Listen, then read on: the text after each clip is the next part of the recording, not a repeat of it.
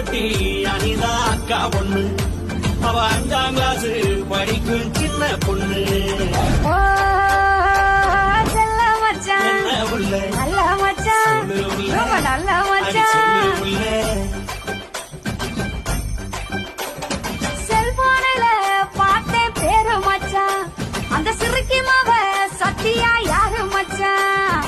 ஓ கத்த உள்ள என்ன மச்சான் கருத்த உள்ள ஏய் உனி கருத்த உள்ள சொல்லு